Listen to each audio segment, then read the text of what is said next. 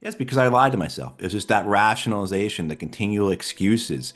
Well, I don't agree with this, but I'm a junior or a mid-level guy. So by the time, but when I'm a senior level guy, I'll do something about it. I won't let something like this happen, which of course is something I heard from uh, older Marines in the 90s. Because at the end of the 90s, the colonels and the generals and the sergeants major in the Marine Corps were men who had been in Vietnam. And they all stood in front of us and said, we'll never do another Vietnam. And in a few years, we did two Vietnams, right? So this idea again that was a mistake. It's not a mistake. It's deliberate. It might be malpractice for our elected leadership, but even then, that's the false lens of looking at this as if their purpose is to serve the people of the United States as opposed to serving the imperial interests of the United States, including the other elites.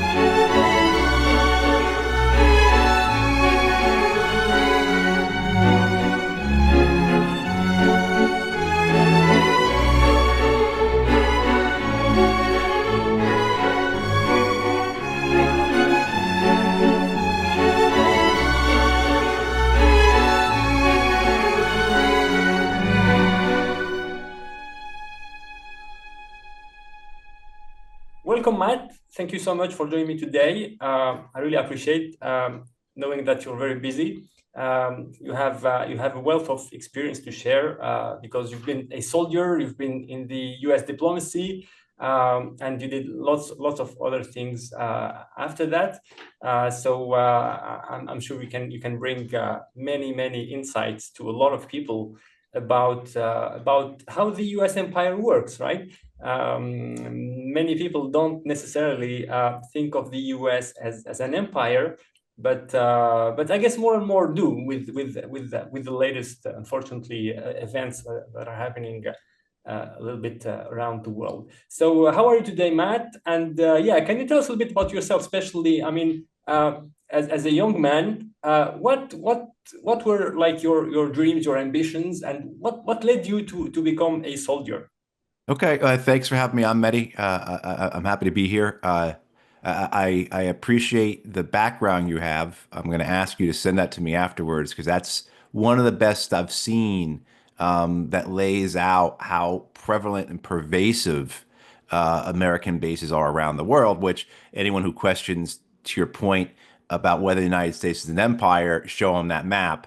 And it's hard to argue just on that point alone. But we can get into later about, there's a author, a scholar, a historian named Michael Mann, who many years ago wrote a book, several volumes on the essentially the history of power and violence. I'm blanking on the name of it, but his understanding of empire was one that has always kind of informed me that empire has four lines essentially: military, economic, political, and ideological or information, or as we would see it now, Hollywood, right? And so I think when you look at that aspect of whether the United States is an empire or not, and you look at the military aspects, you look at the economic aspects, just not just the size of the United States, but institutions that were created to ensure the supremacy of the United States in the West, to ensure economic hegemony, like the IMF and the World Bank, right? Following the 1944 Bretton Woods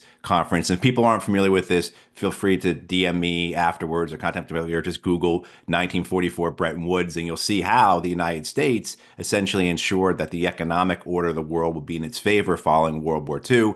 The political in terms of institutions, and of course the information or ideological, the leader of the free world, right? Those types of things. But as for me, to answer your direct question, yeah, I was born in 1973. So I was my last year of high school when I was 18 years old was both the collapse of the Soviet Union as well as the first Iraq War. So the first American Iraq War. So you had that overlap there of the old system, the old world order departing, the new world order entering. And when I was a freshman in college, my first year in college, December of 1991, the flag comes down, the Soviet flag comes down at the Kremlin. Right? I mean, so you really have the finality of that as well. I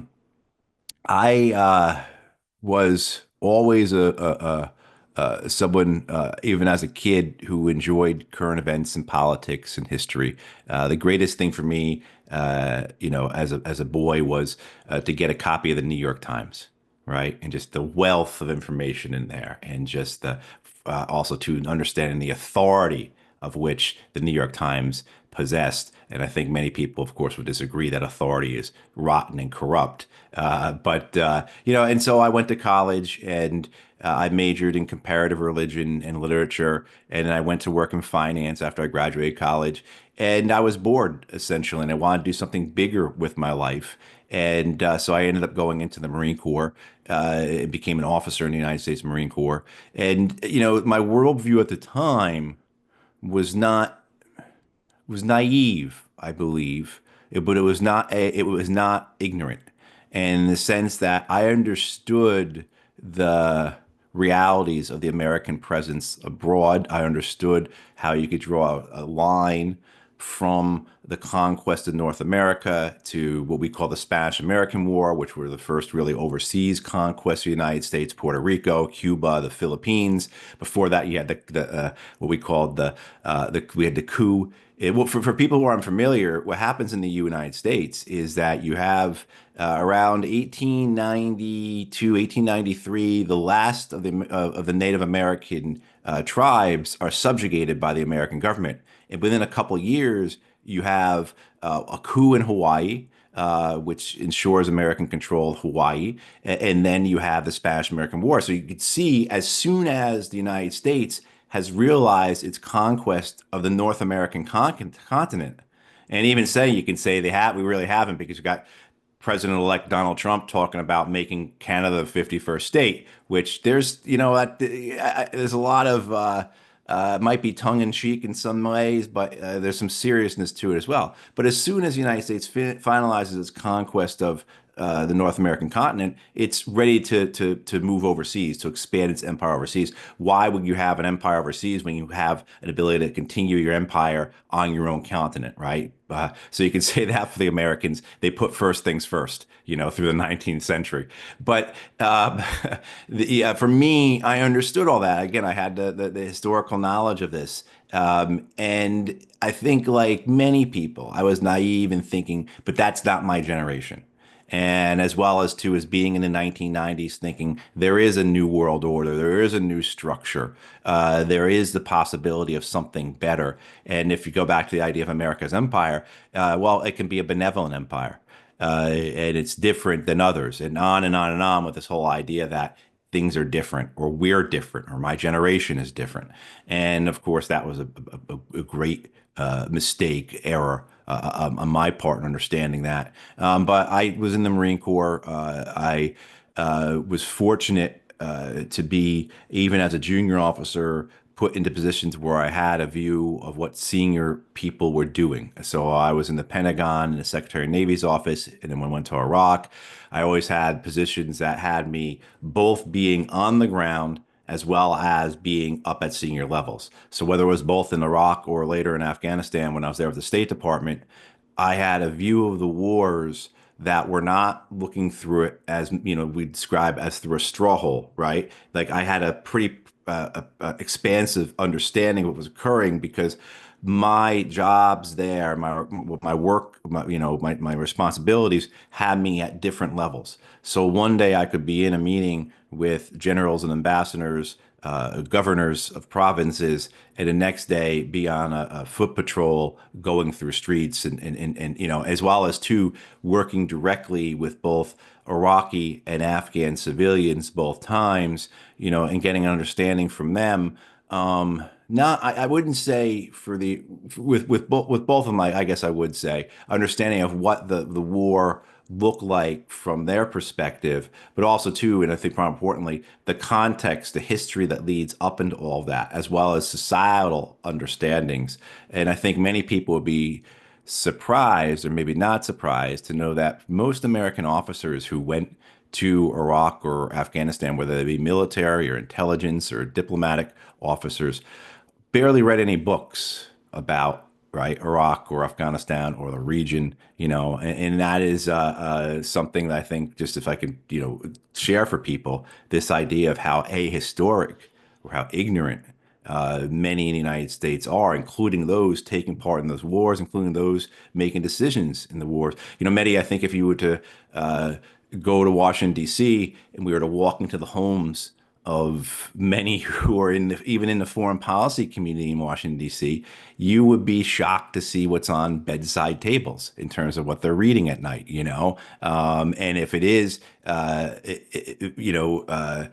history or current events, it's often very, very favorable to the American outlook.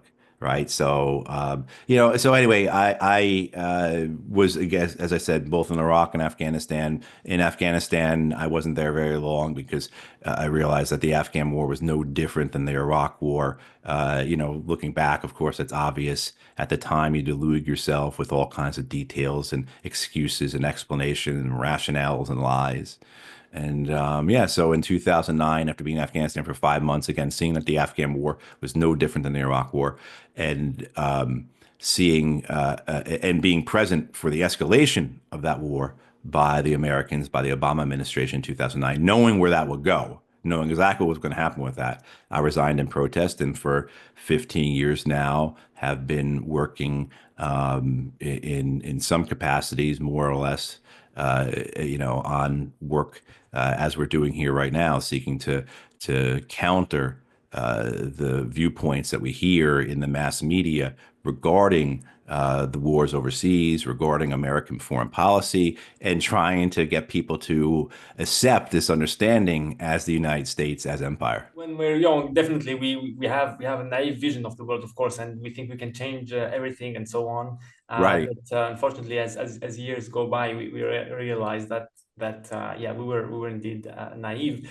So can you tell us what the role of propaganda was in maybe guiding you towards joining the military?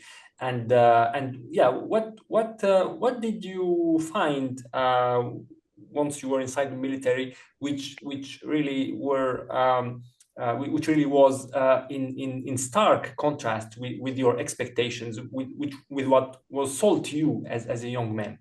Right. So certainly there's the propaganda I think that most people are familiar with, right? The Hollywood propaganda, as I said before, the idea that the United States as the leader of the free world, the prevalence of the idea that it's constantly 1945, meaning that the United States is abroad fighting evil, and then if we don't do it, then World War III will occur, right? And so, hence why you always see in American propaganda, talking points, narratives, a demonization of whoever the adversary is as Hitler, because that really resonates with the American people. This idea that the United States is a force for good in the world. So, of course, there's all the prop that you would get through movies and television shows, whether they be old TV shows or old movies, John Wayne movies, if people are familiar with John Wayne, the actor, or even stuff as I was growing up as a boy during the Cold War, where you had the Soviet Union as a constant and pernicious enemy. And seminal for many of us in my generation was a film called Red Dawn, where the Soviet Union invades the United States, and then the United States high school students go up into the mountains and they form guerrilla bands and they fight off the Soviet invaders. And, for many of us in the United States military, that was a very defining film to see as a 10-year-old or 11-year-old or a 12-year-old. And there are plenty of other films and shows like that, but many of us we speak of that film a lot because what happens is when we get to Iraq, we get to Afghanistan, we realize that these students who were fighting the Soviets, they called themselves the Wolverines. And the Wolverine is a type of animal in the United States, very vicious, very ferocious. And so when we got to Iraq or Afghanistan, we understood that we weren't the Wolverines. We were the Soviets, right? The people who were fighting us, the insurgency, the resistance, they were the ones who had that title, right, of fighting against occupation. We were not helping anybody. So there was that propaganda, but then there's also more serious propaganda in terms of our education curriculum, in terms of the books that are published, in terms of the authorities that go on to the nightly news to speak. And this you see, maybe you should have seen through the Red Dawn, John Wayne stuff when I was a kid, but the other stuff was very difficult. And so I went to a very good high school, very good public high school in New Jersey. I was the high school history honors student, so I was the top history student for my class of 350 people or whatever. And then I went to a very good college in the United States, and the curriculum was because we're talking about empire, I'll call it an imperial curriculum, a curriculum that posited the United States as a force for good in the world. Yeah, we make mistakes. Yeah, we are going to have errors like Vietnam. Yeah, what we were doing in El Salvador is debatable. You know what I mean? So things like that, where there's a liberal aspect to it of questioning what's occurring, but at the end, there's always this underlying assumption that the intention is good, right? So even you see that where just even several years ago, our public broadcasting system and oh my gosh, I'm blanking on his name. A very big documentarian in the United States. It'll come to me in a minute. Probably the most well-known documentarian in the United States. He did a big series on Vietnam. And even many years later, right? U.S. combat troops leave Vietnam in '73. South Vietnam falls in '75. This came out around 2020, say. So you're talking 25, I mean, more than 25 years, way more than 25 years. You're talking 45 years afterwards, getting close to 50 years afterwards. Ken Burns is his name. Sorry about that. Ken Burns. Burns still opens this documentary with this statement that the intentions behind the United States war in Vietnam were good, right? I mean, so you had that type of propaganda infused all throughout your media, not just your Hollywood media, but your education system, through your news media, through your commentary, what have you. I think when you look back at that way, someone who is well informed, unless you happen to have resources or family that would point you in a different direction, you were going to think that why would you have any other reason? This is the canon. This is the authority. Again, the New York Times. Why would I think the New York Times is corrupt or crooked or they're part of the elite structure that defines the American empire? So of course they're going to push the empire's interests. Why would I think that when that construct of empire was never presented to me, and anything authoritative that you read or listen to or watch is going to have a counter to that? So, unless you were fortunate enough to have parents who had you read Howard Zinn or Noam Chomsky as a kid, most of us entered into adulthood with this idea of the righteousness of the United States, where even if we made mistakes, even if the Vietnam War was a terrible mistake, and it's the way it's described as a mistake, right? Not the continuation of France's colonization of Vietnam. It's described as a mistake. Yeah, and um, even if you understand that, it's still on this notion of, well, we meant well, and so I think one of the things that first starts to turn that for me is actually in the Marine Corps. And in the Marine Corps, Marine Corps used to be, I've been out of the Marine Corps since 2008. So I still have friends. And I think from what they tell me and from what I can observe, it's not the same way in terms of the professionalism of the intellectual aspects of the Marine Corps. And people kind of think that's probably an oxymoron, intellectual and Marine Corps. In some ways it might be. But there is always a history of the United States Marine Corps of self-critique and of forward thinking. And what you had as a Marine officer was a requirement to read certain books and based on your rank. And it's called the Commandant's Marine of Reading List. The Commandant is the Commandant of the Marine Corps. And every year that was put out, and these are the books you're supposed to read as an officer or even as an enlisted man or woman. And these books were very, very critical of the United States. They were very critical of the United States Marine Corps. We had to read books. You're supposed to read books from Mao. You're supposed to read books by Che Guevara. You're supposed to read. On the reading list when I was a lieutenant, there is not one but two books from General Giap, the Vietnamese military leader, right? I mean, so you had, and the Western writers were similarly critical, actually directly critical of whether it's the United States military, the wars, American foreign policy. There would be a couple of hagiographies in there of old, but the idea being was that this was trying to foster some type of critical thinking. And then as the years went by, the Iraq War came, the Afghan War came, and the last time I looked at that list, because I wrote an essay about this about 5 or 6 years ago, and that list had been degraded to authors who were nothing more than sycophants for American power. And it was all, if you read through this list, you would never think the United States had ever lost a war, right? It just, the list is a catalog of triumphs, and if you turn on CNN or Al Jazeera or anything else, you're not going to get that, so, but that was for me. I don't think I'd be sitting here talking to you if the Commandant's required reading list hadn't existed and I hadn't had to read things such as Neil Shahan's Bright Shining Lie or David Halberstam's The Best and the Brightest, which are two of the best books about the Vietnam War. But also, Mehdi, I'll tell people, and people say, what book should I read to understand why the United States was in Iraq, why the United States was in Afghanistan? And I say those two books about the Vietnam War, The Best and the Brightest by Neil Shahan, and David Halberstam's, I'm sorry, Neil Shahan's Bright Shining Lie and David Halberstam's Best and the Brightest.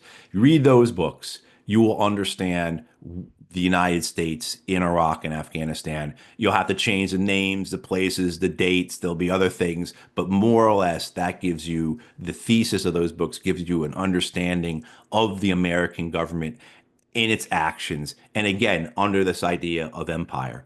And yeah, so that for me was a really crucial thing was reading those books early on, as a young lieutenant in the Marine Corps, so that when I was in Iraq and realizing that this is not just terrible, but this is futile. This is not a mistake. This is deliberate malpractice here by our leadership, and and then later on Afghanistan, of course. But those books gave me the validation, right? They gave me the ability to look and say, but look, it's also been like this in these places. And so I'm not crazy. I'm not making this up. I'm not just upset that things aren't going well, whatever. They allowed me to have that type of foundation historical foundation to understand what are we seeing here. In a similar way, too, when I resigned from my position in the Afghan war of the State Department, and I had a lot of media attention, and I get the question all the time because at that point it was 2009. The United States had literally transitioned from the Iraq War back to the Afghan War, and so the question, a well-meaning question, well, tell us the difference between Iraq and Afghanistan. And I was caught in that trap for a little bit, Mehdi, where I'd be like, well, Iraq has got this many people, Afghanistan's got this many people, and blah, blah, blah. Or they're both landlocked to a degree, I mean, things like that, right? Not entirely true about Iraq, but I think people understand what I'm saying, right? And, or the culture, the history, or getting aspects of the religion or whatever. And I got caught in that trap for a little bit. And then it struck me like, what am I doing? There's no difference that matters. The only thing or similarity that is a factor. The only thing that actually matters here is the American occupation. That's it. Everything else is just details. It's noise. You're looking as the English idiom. You're missing the forest for the trees type of thing. The only thing that matters is that both these countries are occupied by the Americans. And then again, now you apply the historical lens to it as well, and as well as understanding what's occurring there, speaking with the people there, doing your own due diligence in terms of watching and listening to non-American media, particularly media from the Middle East, from Central Asia, et cetera. And yeah, it's not a hard determination to make of what was occurring there. Yeah, you made a great point there about the sophistication of the propaganda because, yeah, there's this like liberal critique, which is part of the propaganda really, because the idea is to reassure you somehow, right? That this is not a totalitarian system where there's an exclusion and an elimination of any dissenting idea. It is part of the propaganda that they tell you, oh, okay, look, but we are critical, we made mistakes, and yeah, we shouldn't have been there, and we shouldn't have done Right. that. But ultimately, the important thing is that we are good deep down, and our intentions are good, even if we killed 10 million people, right? So yeah, Right. it's a very sophisticated propaganda, and yeah, the question I would like to ask you though regarding this list of readings that they used to suggest or maybe impose on Marine Corps officers and enlisted men is how is it that people like you are so few? How do the rest who stay who remain in the Marine Corps, they don't resign and they play along, I guess. So how is it that despite reading those books they still stay and maybe go on with war crimes? Yeah, it is. That's a great question. I get asked that a lot, and there's a number of different reasons. Like most things, there's not one simple answer. I wish there was. Um, some of it is very much what we call the golden handcuffs. That by the time someone gets to the point that they realize what's going on, so by the time they've been there 7, 8 years, 9, 10 years, right? Because when you're junior, you don't really have you forgive a lot, right? And you're also you're just learning, as you said. Everyone when they're young, you have that naivete to a degree, unless you're kind of a born cynic. But is the golden handcuffs. So the idea that by the time you get to the point where your dissent would matter, um, you're financially tied into the system. And I heard this over and over again. So even I remember one of the first of my colleagues, because I was the only where I was in Afghanistan as a political officer. I was in a in Zabul province, southeastern Afghanistan, next to Kandahar on the Pakistan border. And so I was the only State Department guy there. And I had to go to Kandahar to fly back to Kabul when I was resigning. And the my resignation letter, which had detailed why this escalation of the war is futile, had gone around like wildfire. And my counterpart from Kandahar, uh, he was flying up to Kabul for some reason or another. And just as we're sitting there on the flight line waiting to, get up to Kabul, his things to me were, this is great, this is terrific what you wrote, which is what I universally received from all my colleagues there, and including the ambassador and the special representative for Afghanistan, Pakistan. So the person directly responsible for the war to President Barack Obama, that was Richard Holbrooke. Carl Eikenberry was the ambassador at the time, and I remember he saying to me, I wish I could do what you're doing, but I've got two kids going to college in a bunch of years. And so it's a real thing. There's other aspects that it's very simple rationalizations, excuses, it's lies. And I certainly did that for many years. So people will say, well, you were in Iraq, you were at around senior levels, saw a lot of senior stuff at DC. You were against this. You say you didn't think it was going to work, and then you still went to Afghanistan. Yes, because I lied to myself. It's just that rationalization, the continual excuses. Well, I don't agree with this, but I'm a junior or a mid-level guy. So but when I'm a senior level guy, I'll do something about it. I won't let something like this happen, which of course is something I heard from older Marines in the 90s. Because at the end of the 90s, the colonels and the generals and the sergeants major in the Marine Corps were men who had been in Vietnam. And they all stood in front of us and said, we'll never do another Vietnam. And in a few years, we did two Vietnams, right? So this idea, again, that was a mistake. It's not a mistake. It's deliberate. It might be malpractice for our elected leadership. But even then, that's the false lens of looking at this as if their purpose is to serve the people of the United States as opposed to serving the imperial interests of the United States, including the other elites. Right. So, but I mean, so there's that. There's the for me, I can kind of run through them. It's that by the time I go to Iraq in April of '04 or May of '04, I've realized this war is I probably called it a mistake at the time. We got to get out, we got to wind it down. But you know what? I need to go and get experience.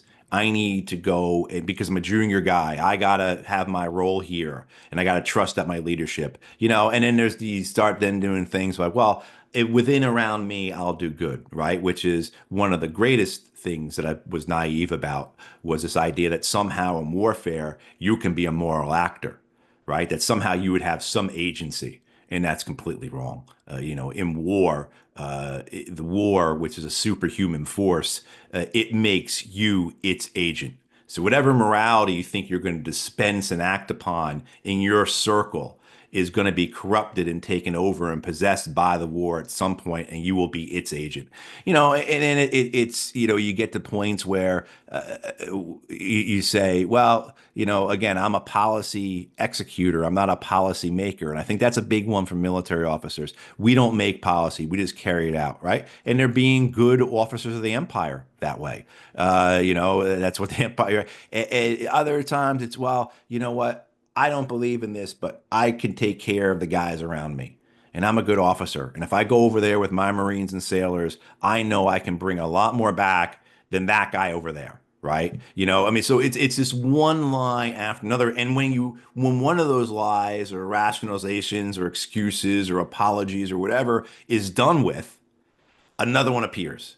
So like it just for me, you can go and peel it. So there's the idea too that people don't speak out or talk about it because that's not what military officers do. We see this with general officers all the time. I mean, there are plenty of general officers who disagreed with the Iraq War, the Afghan War, and they remain silent, including in retirement. They feel it's not their place. They feel that the role of the United States military is not to interfere in civilian decision making. It's debatable whether that's true or not, but that's what you'll hear. I can tell you that's what you hear from retired generals and admirals when you ask them to speak publicly on this. That's what they will say. They say, I'm happy to go into a member of Congress's office and talk to them. I'm happy, but I'm not going to do anything on the record in public, right? So it's another aspect. It's just an institutional, a loyalty to the institutional principles. And, is that a form of cowardice? Are they hiding behind that? I think in some ways. There's penalties for all this. If you speak out against the war, you will be ostracized. You will not be invited to the cocktail parties, right? Let alone with the retired senior officers in the Marine Corps, colonels and generals and admirals and Navy captains. The great majority of them, when they retire, go into the American defense industry, right? Whether to the weapons manufacturers, to the services consultants, increasingly into the tech companies. So if you're going to speak out, you're not going to have a role there. You think a guy like me is going to get hired on at General Dynamics or even Facebook? I mean, so there's that as well. It's that dangled in front of you of like, look, you put 25, 30 years into the US military. Now it's your turn to make something out of that. And they know if they speak out, they'll be excluded from that, as well as too not being included, not being on the Christmas card list, just as a cheeky way of saying they'll be ostracized. There's a lot of different reasons. There's probably other reasons I can speak to as well as to why people don't speak out. It's interesting. I actually just had this experience. Speaking publicly is difficult for a lot of people. So my organization, but this is what we try and do. We try and get people to speak out. So I'm with the Eisenhower Media Network. We try and get former military, intelligence, diplomatic officers to speak out. Okay, this is what you believe. Say it. But we also work with other groups, and we've been working with a doctor who had been in Gaza, and she's been there twice, and we've been very successful in helping her. You get connections and everything. So, and she's been on some pretty major media, and you know, she says that her fellow doctors, Western doctors, or I shouldn't say Western, but international doctors who go into Gaza, by and large, are afraid to speak out when they get back. And this is really something, isn't it? Right? I mean, these people are willing to go to Gaza, recognizing, understanding the reality of what that means. Even if it wasn't the threat of murder or detention by the Israelis and then subsequent torture, just if that wasn't even there, just the reality of how horrible things are in Gaza, who in their right minds would want to go there type of thing, right? It's terrible. The conditions are awful. I mean, all those types of things. These are people who are the bravest of the brave, and they're willing to go to Gaza and face the Israeli military and carry out that care, right? For those for people who are being having genocide committed against them. You can't get any braver than that. But by and large, when they get out, they're afraid to speak publicly about it. Maybe afraid is not the right word, but they're very cautious about it. They're concerned about it. They're fearful of the repercussions.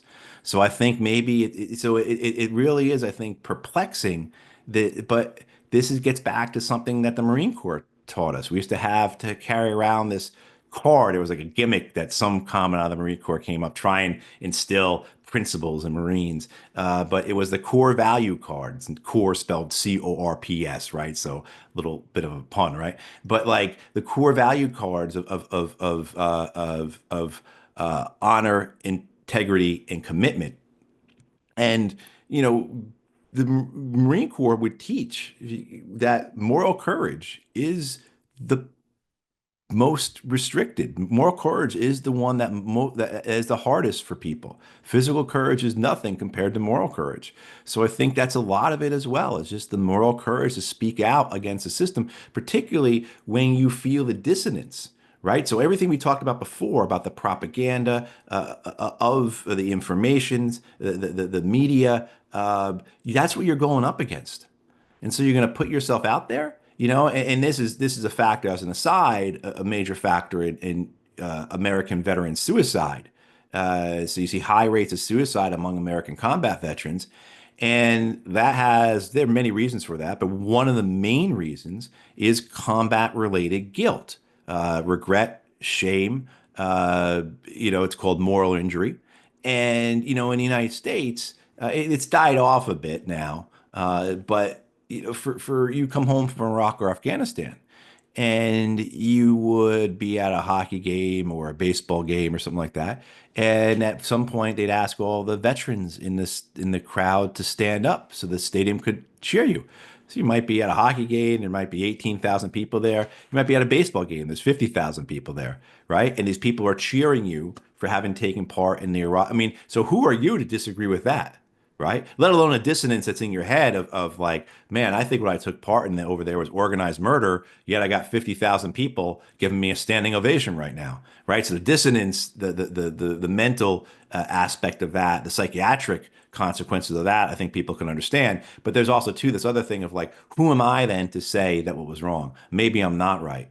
And so you see that a lot with veterans when they come across someone who says what they're thinking. They're often very grateful. Like, oh my God, I felt like I was the only one who felt that way. Because one of the things about it, and I'll end it here, is that when you're in the military, the conversations about the purposes, the whys of what's going on are very limited. We didn't talk about it. It's just as simple as that. We just simply didn't talk about what are we doing over here? Why are we here? Is it worth it? What does it all mean? You're too focused on the mission, and the bubble that you're in keeps you focused on your military tasks and not on the bigger picture, including when you come back home. There's one more reason. There's a bubble that they're in. But I know I've given you a lot more than what you probably were expecting. No, no, you made great points there, and I mean, it's I think it will be clear to a lot of people how this very powerful propaganda works, but not just the propaganda. For example, what you call this motivation to stay and play along of your colleagues who didn't resign like you. You call it the golden handcuffs. You can call it also, I guess, the boiling frog, right? Because by the time the frog realizes what's going on, it's too It's late. It's too cooked, late.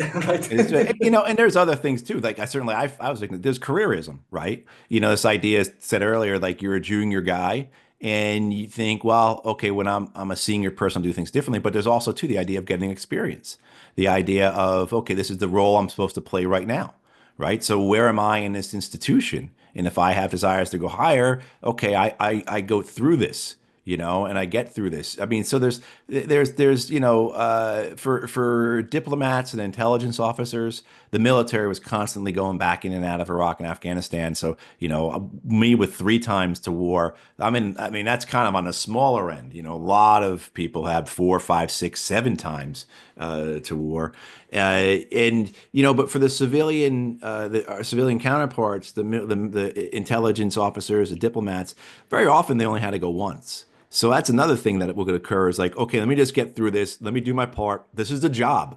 This is what I signed up for.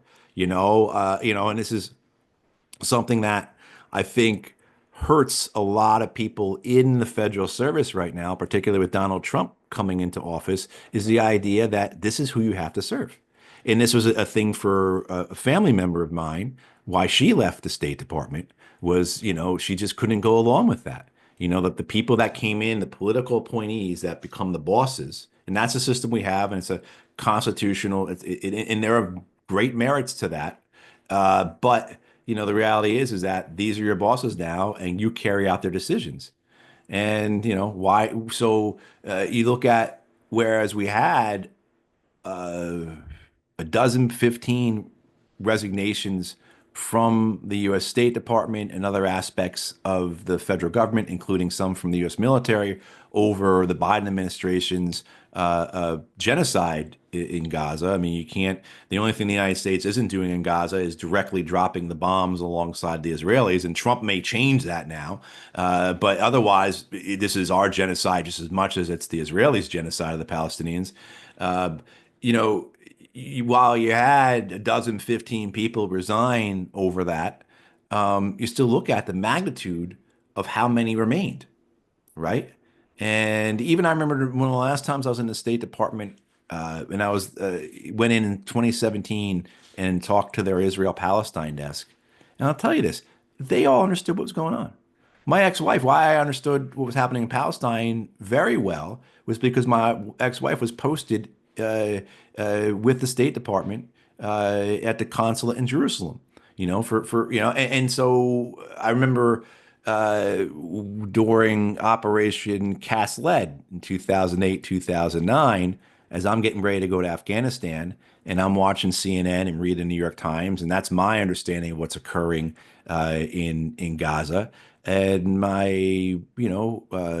that point we weren't married, but she would tell me, "This is what we're getting. This is what's happening. They're deliberately murdering people." But, no, that's got to be exaggerated. That can't be true.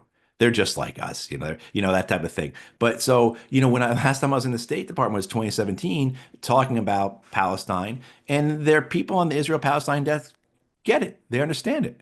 And the thing is that they remain submissive to the political leadership, and this is something that they believe this is our system. This is our. I signed up to be an officer in the State Department, in the military, and this is the role I'm assigned. If I don't like it, I should get out. And many of them do get out quietly. One thing that people aren't aware of is that during the Iraq War, the United States, there were supposedly 50,000 desertions from the American Army. And the American military, very smartly, the first few of them, they prosecuted. So a friend of mine, Kamia Mejia, who had gone to Iraq, was there, took part in the violence. He killed somebody, came home. What am I doing? He came back on leave on R&R and what am I doing? And then he said, when he realized that he go back on the plane to go back to Iraq, he refused to. So they put him in prison for 9 months, and it became a high profile thing. And this was in the first year of the war. And this other, what the Department of Defense very smartly did was, we're just going to let these people go because we don't want to be right. We don't want the public to know that soldiers are refusing to go back there. We don't want to have to explain that or spin that. So, and there are many officers, State Department, CIA, Department of Defense, who get out at the 6 year mark, 8 year mark, 10 year mark. Maybe they would have stayed for a career, but they're not going to take part. And I know many of them because I do these types of programs, and they'll contact me, and yeah, and so that does happen. And then they want to put this behind them, and they want to live lives. They want to live normal lives, and it's you can't blame them for that. And these people who stay, like you said earlier, I mean, there's an element of I mean, and I know Chris Hedges calls that moral fragmentation, meaning they prioritize, morally speaking, with their morals, they prioritize their own family, and then the next circle, Right. and the further you go from their close circle, and the less the morality applies. Yeah. So yeah, they say that they have kids that they have to send to college and so on, and this is where you see how the propaganda locks in with capitalism, right? Because capitalism is all about controlling people and enslaving them, really, through debt, right? Right. They Right. tell you, yeah, you can have all these things. You just go to the bank and they will give you a loan, and you will reimburse it over, I don't know, 10, 20, 25 years, and that's when people Yeah. become enslaved, right? I should say for me, Mehdi, something that made a difference for me when I was leaving Afghanistan, besides the fact also too, I was morally and intellectually broken. I was suicidal at that point, and just over what I had taken part in Iraq and everything. I thought Afghanistan was going to be different, that there was going to be some kind of redemption there. And when I realized that, of course, then that moral and intellectual brokenness was even worse. But for me, I was able to leave for really, there are two reasons that really enabled me to exit that. One was that over in Afghanistan, as a political officer assigned to this military unit, we were on what's called a provincial reconstruction team. And uh, I didn't have anyone directly working for me. Even the translators and interpreters and other Afghan staff, they worked for the military commander. They weren't mine, so to speak, right? I wasn't responsible for them. So I felt that I could, and because this is a big thing for is this idea of like I have responsibilities, and my responsibilities to those around me are greater than to any principal kind of thing because this matters. I'm gonna have to go home and explain to this kid's mother or to his widow or to their son something I've done, why their father is no longer alive, right? Why you didn't do, and I have had that experience. I had a young boy say to me, "How come you didn't do more to save your dad's life?" Right? You know what I mean? Like, so those types of experiences, they keep people this loyalty to one another. This loyalty, not just to the institution, but to those around them. And then the other thing was I was single. I had a girlfriend at the time, but I was single. I didn't have children. I was 36 years old, and I was in a great position. I mean, I had, because of work I had done before, I knew people, and I had been appointed into the Foreign Service at a level higher than I should have been, and I had a very clear path ahead of me for success. Right. And certainly I wouldn't have been in a Republican, I would have been a Democratic administration. But yeah, quite possibly in the Biden administration, could I have been a deputy assistant secretary at this point at the State Department or at DOD? Yeah, possibly. That was the path I was on, but so I could give that up. I could turn to myself, to my conscience and my principles and say, this is more important, right? I can't do this. Then uh, willing to, suck it up and carry it on, as well as the fact that I had no one depending upon me. So I could quit this job. I could quit my however much I was making at the time and healthcare benefits and everything else because I didn't have a wife and kids. So there are all these uh, very material factors that go into this as well. It's just not principle. It's just not the intellectual aspects of it. And then I think some of it too for me was, again, I'll go back to what I said originally. I'm very grateful I had to read those books that the Marine Corps required me to do so, required me to do. I'm glad I had that knowledge because as well as the knowledge I had of Iraq, as well as the experiences I had at the State Department and at the Department of Defense when I wasn't in Iraq and Afghanistan. And just for whatever reasons, I was always in positions where I observed senior policymakers. So I think I had to understand that it's not going to get better. History tells us it's not going to get better. I can tell you the people who are making these decisions, they're not going to make anything better, right? As I could tell you as well, just from my roles here, because in Afghanistan, I would talk to Taliban interlocutors. Maybe they were actually Taliban. I don't know. But I was willing to do that in my job as political officer. I thought it was my duty to do that. And you did it, right? And not everyone had that experience. And so when you're meeting with their interlocutors, right? And again, maybe they're actually Taliban. Essentially, what they're telling you is, look, my father fought, my grandfather fought against occupation. I don't want my children to fight. I don't want my grandchildren to fight, but we're not going to surrender, right? And you can understand that. You can get that, right? And just the fact that they're willing to come in and talk to me shows that, that they're serious about this. So you had that as well too. I think from my experiences to have a good understanding of what was occurring there. So that was, helped me make that decision and put me in the place I'm in now. You did two tours in Iraq, right? Right. And then you had one assignment in Afghanistan. So Right. the assignment in Afghanistan was for State Department. It was a diplomatic assignment, right? Right. Right. For your assignment in Afghanistan, you stayed what, 5 months before you 5 months. 5 months. yeah, Yep. Yeah. right? So this was in 2008. 2009. So it was, 2009, sorry. yeah, Barack Obama's first year in office, and that's when the escalation of the war occurs. So just for people to recall how big of an escalation that was, when Barack Obama comes into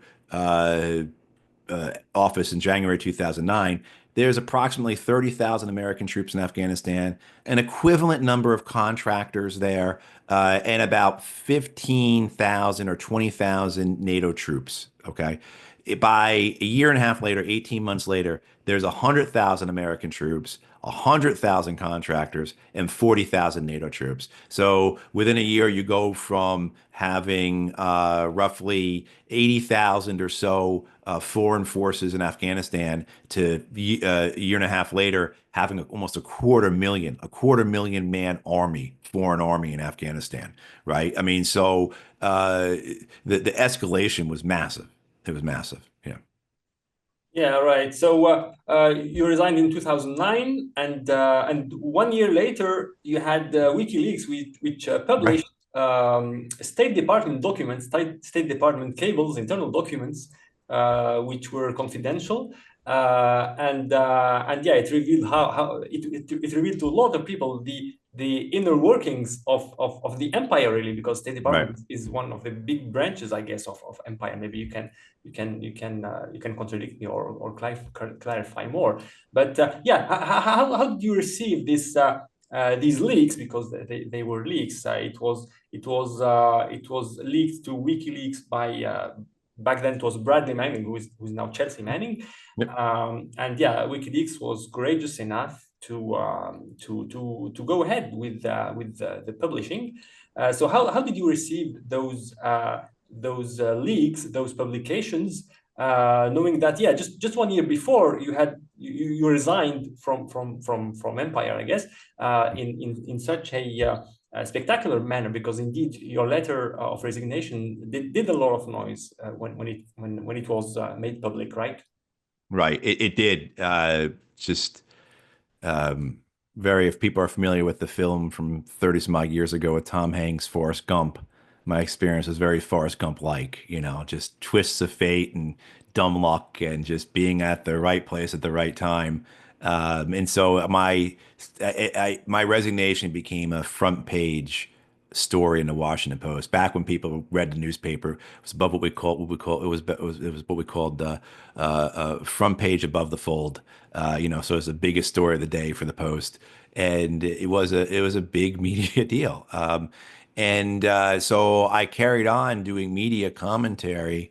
In the American media system was different 15 years ago than it is now. While it was biased, it had that imperial prejudice. It was the major American media, the corporate media, part of the elites that make up the American establishment.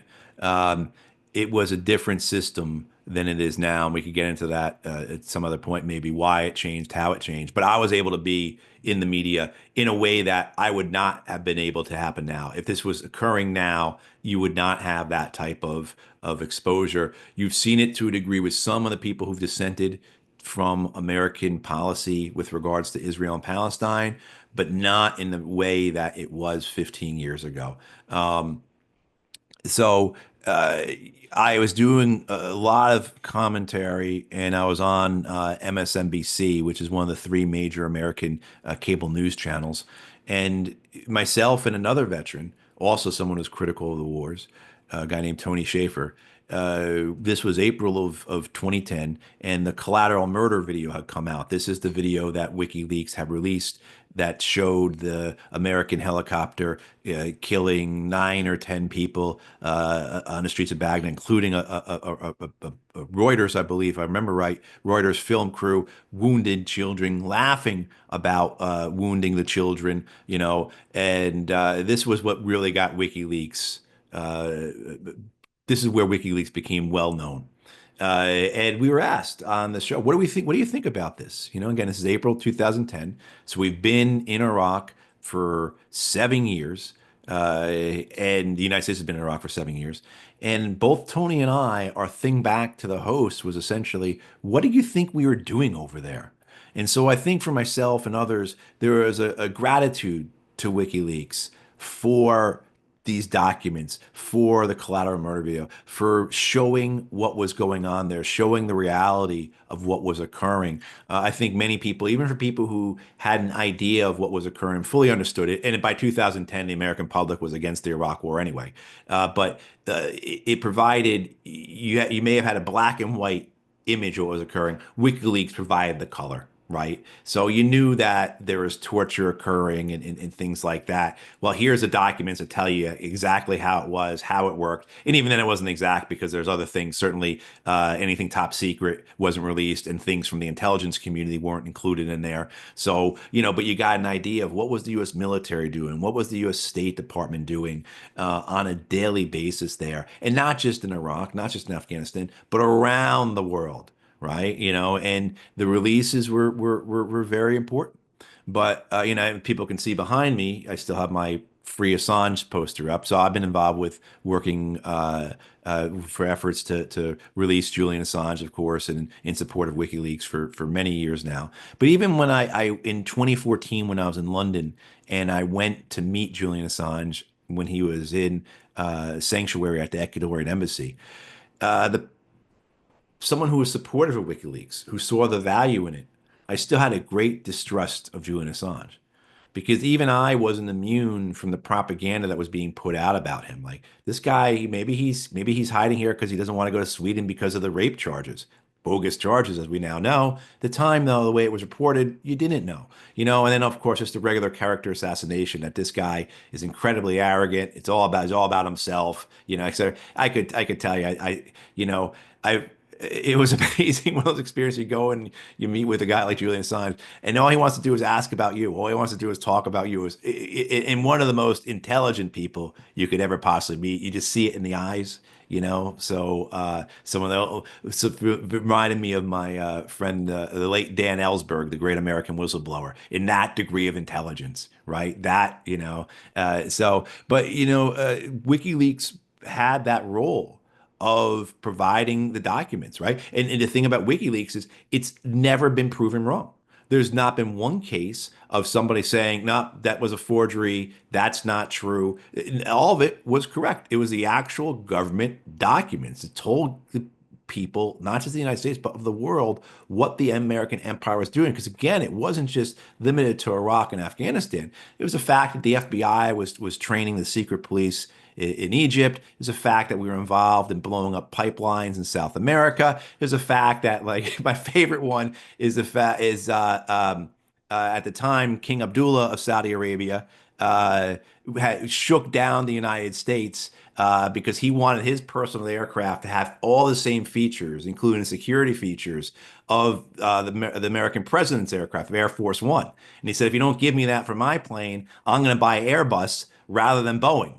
And so you have things like that where you see like this petty shakedown because the Saudi king wants the same airplane as the American president. So there's so many important things to show just how it actually works, how the system of empire works. And so, yeah, the issue now, of course, is what supplants WikiLeaks, and this is where we're at a very important crux, where we had the great possibilities for transparency and knowledge from the internet. And particularly once social media becomes fully engaged, once everyone has a smartphone, that's why Julian Assange and WikiLeaks were at the forefront of this. To say that they changed journalism is not hyperbole. And so the idea that people can have this knowledge, how do we know about the Gaza genocide? Well, unless you've got Al Jazeera English, if you're watching that home in the United States, you really don't know too much about it. So how do you know about it? You know about it through social media. Some great independent outlets like The Intercept and things like that in the US that report on it. But, social media. And so this is where we're at this crux, where we're seeing the empire understanding the danger of that information. Because the fact that almost immediately public opinion in the United States was for a ceasefire. By December, public opinion is for a ceasefire in the United States. And that's December 23, I should say. And that's with the American corporate media and nearly all American politicians essentially echoing Israeli talking points, essentially parroting the Israeli line. This is not genocide, it's self-defense. What would you do what would you think we would do if we were attacked? Which, of course, the answer was we were attacked on 9/11, and we responded by rampaging through the Muslim world, killing millions and, dispossessing tens of millions of their homes. That's what we did, but, the fact, though, that you had within the United States and still do, despite the propaganda of the corporate media and the American politicians, an understanding of what's occurring in Gaza. Many, many people are looking away, of course, not acting on it, forgiving it. But the understanding is because of independent media. It's because of alternative media, stuff like you're doing, Mehdi. This is why people like you need to be supported. Yeah, thanks, Matt. I appreciate it. What happened? I remember I was also a big supporter of Julian Assange and WikiLeaks, and I followed very closely on all of that. And what we saw back then with this leak, because the elites, these elites of the U.S. empire, they didn't expect that someone would dare publish internal documents, right? I don't know if you Right. so they lost both their grip and their marbles when it happened, right? They didn't know how to Yeah. respond. And Hillary Clinton, I remember, she said that Julian Assange should be droned. And Right. there was, I think it was the Secretary of Defense I don't remember his name. He said that Assange was a high-tech terrorist and things like that. So yeah, Yeah, what can you tell me? That was Mike Pompeo, who Mike was the Pompeo, sorry, yeah. Secretary of State and CIA director. But you're right. I mean, that's an important thing for people to realize is that there's not just cold mechanics. These are not robots who are running the empire. Maybe as artificial intelligence develops, that's what will occur. But these are people, characters, personalities, emotions, and the entitlement that they have as being at the head of the empire. And for someone to offend, for someone to affront the impropriety of what Julian and WikiLeaks did has to be punished. I mean, it's no different than take a story from long ago times about a king who's offended and off with their head. It's essentially the same character, the same narrative, the same personalities that are there, the same entitlement, the same, as they would say, obligation or responsibility to protect the empire. Yeah, and that's why you saw how they were so vicious towards Julian Assange. And also the way they treated Bradley Manning. Well, back then Oh, it was absolutely. Bradley Yeah. Yeah, Manning. they Yeah, tortured her. torture, They right? tortured her. Yeah. Yeah, Yeah. absolutely. And even the UN reporter on torture visited her detention conditions in the US when was brought back to the US. When he was brought back to the US, back then it was Bradley Manning, and the UN rapporteur said that this treatment amounted to torture. Right. So this is the true face of the empire, right? Yeah, and I'll say, Mehdi, for people who are that's Nils Meltzer, and people, if you are not too familiar with Julian Assange and WikiLeaks, and you're kind of on the fence about this, and you could go kind of both ways on it, or just you're curious, or you have someone who doesn't really understand that well, Meltzer's book, he goes into because he found the same with Assange, that Assange is being tortured. He realizes that these rape allegations in Sweden are farce, they're bogus, they're just a ploy to get him out of the embassy in London, and but Meltzer goes into this very reluctantly. He also too believes that WikiLeaks is up to no good. That whatever good came from those releases, it was it was a fruit from the poison tree, right? That, and that's his kind of attitude. He's very skeptical. He doesn't want to go. And then as he gets into it and opens it up, and I think that's the way it is for a lot of people. When you put aside, you get past the propaganda again that you've been told, and you realize what's occurring. Okay, there's a lot here that I didn't understand. And now that I do, I see that the nefarious activity is not on behalf of Assange or Manning.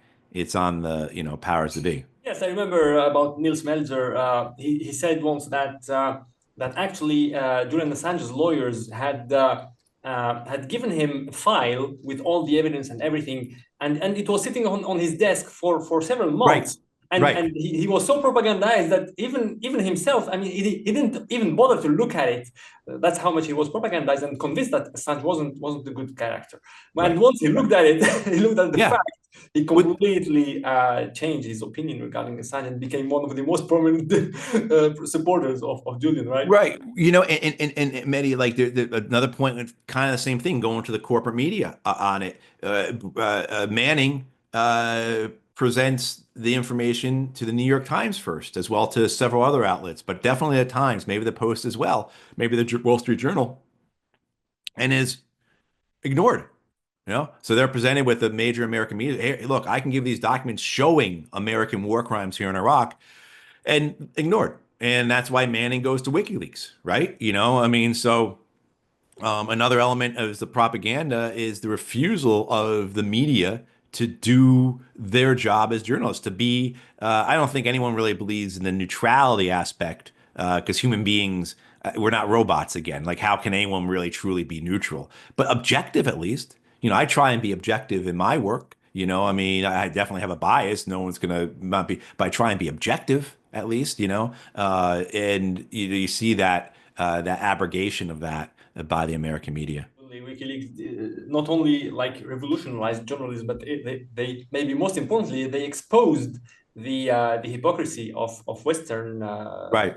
journalistic outfits, even Yeah, and that continues, right? Because the Western press, Assange and WikiLeaks give all this information to the press, to the Western press. I mean, I remember when I was in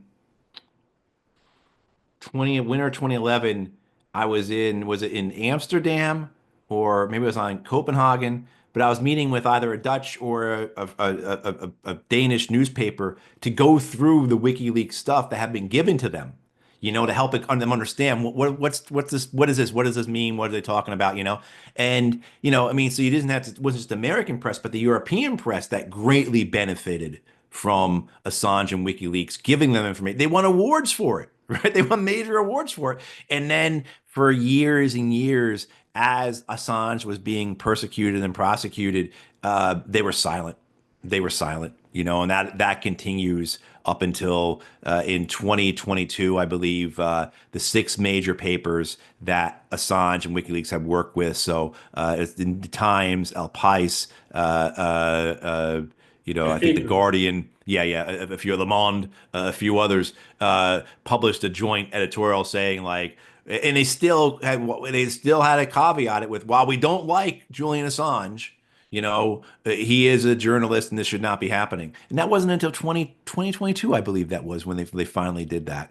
And then, of course, as we know, the American government knew all along that what it was doing was never going to hold up in an American court. As we know from the great Washington Post story back in May, I think it was May of this year, detailing the discussions at the Department of Justice as to why. Well, it'd been later, would have been, I guess, July, as to why they had to enter in a plea deal with Julian Assange, because this was an attack on journalism.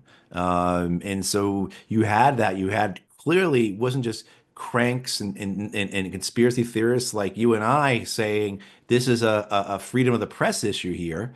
It turns out the American government knew that all along. So why wasn't the American media and the European media more forceful in defending when it was clear? It was clear to everyone but they lied about it. And or they at best they obfuscated it, right? Or made excuses. Similar to why did I keep going to war? Right? What were all the excuses, explanations, rationales, lies I told myself to continue with it? And I think you have the same factors at play in the empire to maintain your position, right? Because the thing I think for the media is that they are part of the elites that make up the establishment of the established empire, and they can be replaced.